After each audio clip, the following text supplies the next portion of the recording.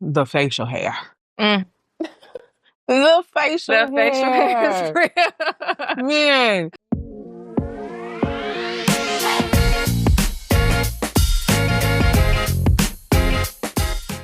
Hey y'all, we are talking all things PCOS here at BGV Conversations. We have a special guest who has her testimonial of how Black Girl Vitamins PCOS relief has helped her. So welcome in Tiosha Jones. Hi. Hey. How are you? Good. Glad to be here. I am happy that you are here. I'm happy for you to share your story. Yes. This is something near and dear to me because I also myself have PCOS. Okay. Yes. I didn't know that. Yeah. Not glad to hear, but definitely glad to relate. Yes. I'm glad that we can relate on something because sometimes you feel like you are alone in these moments. And I would love for you to share how you first found out about PCOS and your PCOS. So I would say my cycle started early when I was 9 years old. I was playing softball and I thought I tore something, but it was my cycle. And then my cycle completely stopped at 14. And my aunt who raised me, she kept taking me to doctor's appointments, trying to see what was going on. But the only cure that they could come up with was putting me on birth control. But they never told me exactly what PCOS was. I didn't learn about or was officially diagnosed until college. And so that's when I started doing research on things. But of course, it's lose weight, eat a healthier diet, things of those sort. Of course, the diet is important. Yeah. And I think the biggest thing that shocked me the most about PCOS was the doctor saying infertility. So did that hurt, right? Yes, that hurts for sure. Like hearing that word. Yeah. Because you want to produce, you want to be able to multiply. Yeah. You want to have a legacy. For sure. Just at least to have the choice. And for that to be ripped away because you have PCOS it's rough. So, and then of course people can't, in college, of course we're thinking about getting through school but family planning is a part of that as well. Cause you meet your college sweetheart in college, so on and so forth. But that was the biggest part of PCOS that I had to deal with, or it did not sit well with me. Yeah. And the other part was the facial hair. Mm.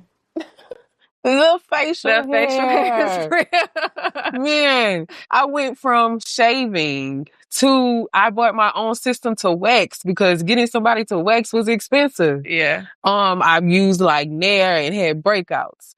I've done it all to get rid of the facial hair. And mine is mainly in this area.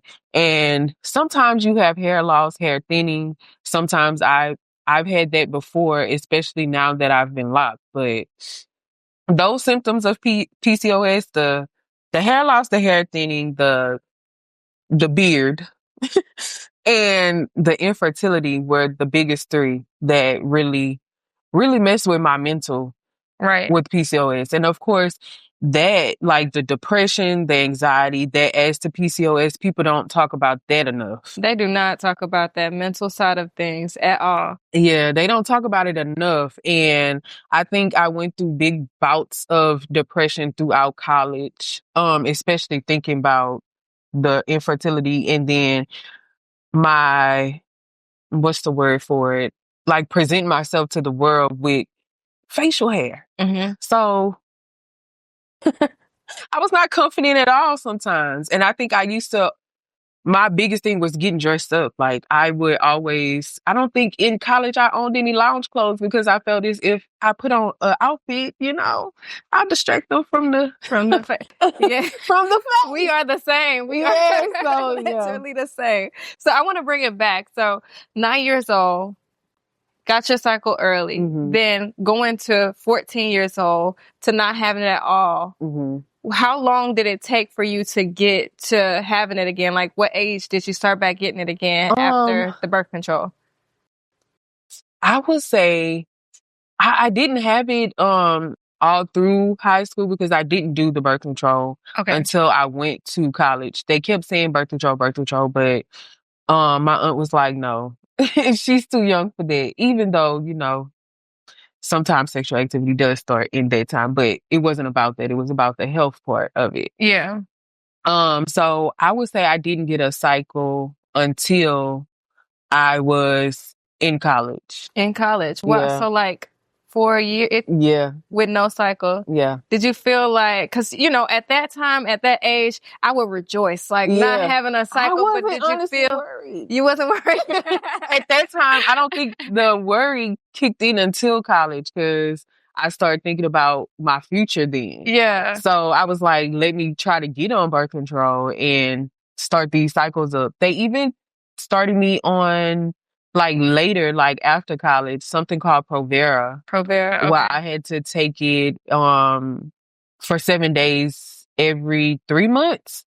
So they wanted me to have a cycle at least 4 times a year so that I wouldn't be susceptible of ovarian cancer. Right. So, yeah. Right. They did the same thing for me, but they gave me metformin. And metformin, I've been on that as well. It makes me so sick. It literally makes me so sick because I'm not like a huge eater. Mm-hmm. And so they you got to eat with it. And I literally would get so sick from bubble gut. Yes. Yes. Yeah. And I'm just like, I cannot do this anymore. So just like you talked about, just changing those different habits, like working out, trying to eat different. We from Louisiana, so it's a little hard to eat. Rice and gravy me, please. Give me some crawfish etouffee. I want all the things. So it's definitely hard to eat healthier here. Mm-hmm. But I just want to just talk about the different things. So, because sometimes at PCOS, I be having striking pains. I still feel like I'm having the months that I don't have a cycle. I still feel like I'm going through it. Like I have the cramps. I still have the thing, but it's just no flow. So you do the same? I have the same, yeah. And it's like a striking pain still. Oh my gosh, this is crazy. Yes, I'm so happy it's the same. It's the same. I'm so happy I found somebody that can relate. And I get the pimple. And I'm like, I guess my cycle is on because I'm getting emotions, but nothing flowing. Yeah. Nothing flowing. Okay, so tell us how you found out about Black Girl Vitamins. When I say I've seen so many ads pop up on my social media. So I was like, I kept telling my aunt about it. And I was like, I really want to try these vitamins. I really want to. And she was like, order them. And so I ordered the 3-month supply. So it has been 3 months. I think I took my last 2 this morning, actually. And when I say I've had a cycle every month since I've been on them. Yes. And a consistent 7-day cycle, not prolonged after the 7 days. And it's been amazing.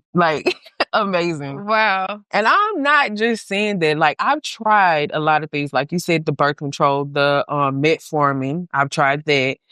I've tried it all. The eating healthy, the exercising.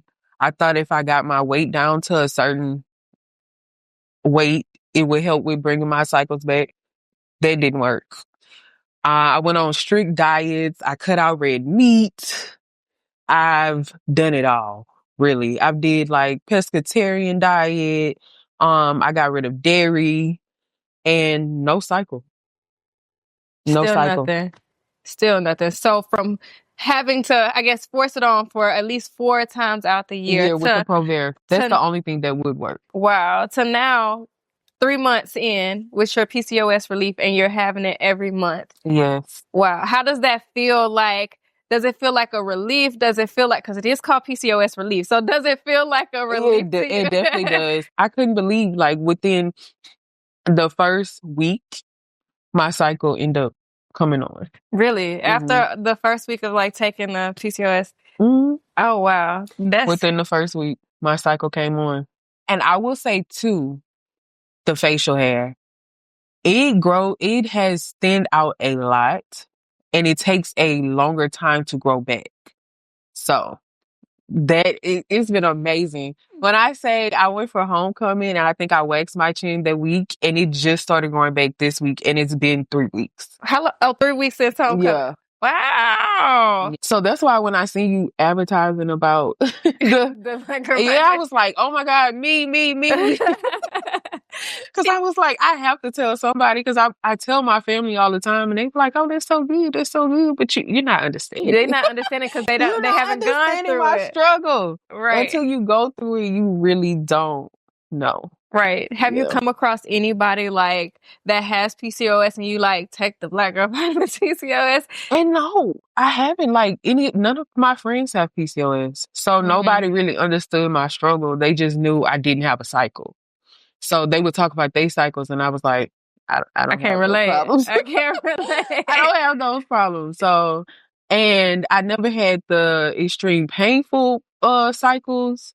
I've never had that either. Well, I did have a stint where if I became stressed, I would get a cycle and it would be very heavy.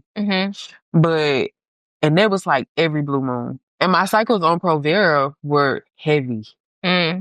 So that's why I didn't really like taking them because it would be painful and heavy. And when I say the cycle with this, it was smooth sailing 7 days and it was done. And not heavy at all with this? It was like a regular flow. I was able to wear a regular tampon. So yeah. That is a blessing for sure. And yeah. It feels so good for it because our team of like scientists as well as doctors, like they work so hard on this like formula to curate it for Black women because Black women are actually getting this more so than any other ethnicity. So it's just like, why? Like, why? What is going on with our bodies to make it like that? And so like, did you question yourself on different things like that before? I would say a thing that did surprise me about PCOS is it comes in different shapes, sizes, and forms. And like you are smaller than me and I would have never think that you have PCOS. But as soon as a doctor see a plus size woman, it's immediate. Yeah. That's and lose weight. But you could be small and still have PCOS. It's not about the weight exactly to me. It's literally about our bodies because the doctor, the hormones. The doctor was like, oh, you don't have PCOS. I said something's wrong. Something has to be wrong because I'm only getting a cycle 3 times a year. And then that's when they heard me. I had to advocate for myself. They heard me and they went through tests. They call it a mother of pearl. Mother of pearl is the cyst on your ovary. They saw it. They saw it on the screen, on the pictures. And they were like, oh, you do have PCOS. I'm like, I know something is wrong because I was one that had cycles every month whenever I was growing up. And then it went from that to only 3 times a year. Wow. Yes. So advocate for yourselves because you know your body. You know your body the most. You know what is affecting you. So definitely advocate for yourselves when it comes down to your health. And if you're not getting the response you need from one doctor, go to the next one. Go to the next one. I would say too, I work for a hospital. And so with my insurance, I'm only able to go to mainly my hospital, doctors. And so sometimes they're not the best, especially when it comes down to diagnosing you or listening to you. They don't listen.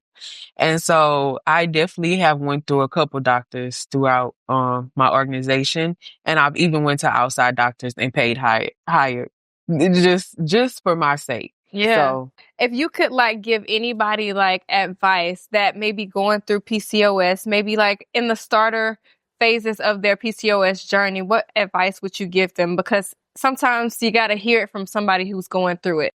1, you're not alone. You're not alone, apparently. You're not alone. And 2, I would say get some Black girl vitamins. And then also, I would say, stay strong and don't lose your confidence. Don't lose your spark just because you have PCOS. So it's just a diagnosis. It's not you. And you still are beautiful. I will say that too, because sometimes you need to hear that. Thank you so much for sharing that. I know women like myself that are also going through that need to hear things like that. So it's definitely important that we share this knowledge that we have about PCOS. I just want to thank you for coming on our podcast. Thank you for having me. I'm so happy that you're here. I have a little token of our appreciation for you right here. Absolutely. Thank you so much. We are so grateful for you sharing your story and you sharing your testimony and just being a light in the world, being able to help others who may be going through PCOS like us, PCOS girlies. So thank you so much for all that you do and also giving us a chance and allowing us to be able to be a change agent for your health. Thank you so much. This is beautiful and I appreciate it. And I will definitely continue to take my vitamins and continue to purchase them over and over again. Yes. So you do the same. Thank y'all so much for tuning into BGV Conversations. We have so many more amazing women that will come to our podcast. So stay tuned. Bye, y'all.